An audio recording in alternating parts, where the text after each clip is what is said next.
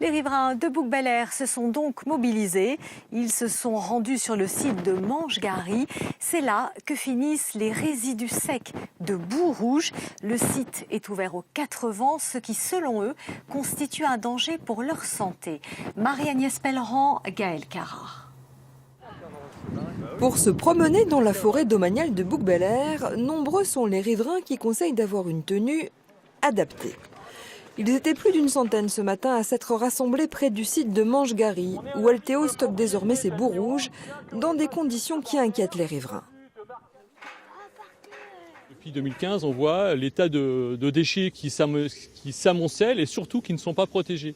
Puisqu'en fait, l'industriel a obligation d'arroser pour qu'il n'y ait pas d'envolée de poussière, comme le prévoit l'arrêté préfectoral. Or, les derniers épisodes de Mistral ont montré que ça vole comme s'il n'y avait rien. On voyait de l'autoroute un nuage de 100 mètres de haut, tout rouge, et on se demandait si la colline n'était pas en feu en fait. Ce que craignent les riverains, ce sont les produits toxiques, notamment les métaux lourds contenus dans les résidus solides des boues rouges. Depuis 2015, en effet, seule la partie liquide est rejetée en mer. Dans la forêt, le site n'est pas clôturé ni protégé.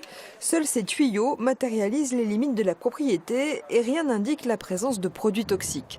Les riverains demandent donc la mise en sécurité du site et la réalisation d'une étude épidémiologique.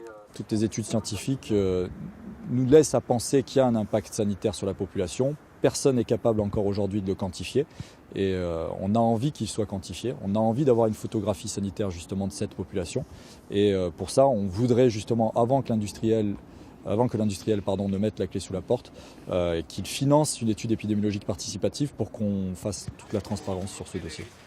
Plusieurs recours contre la dérogation accordée à Alteo jusqu'en 2021 ont été déposés au tribunal administratif. Une plainte au pénal est également envisagée. 300 000 tonnes de résidus secs sont stockés chaque année sur le site de Manche-Gary.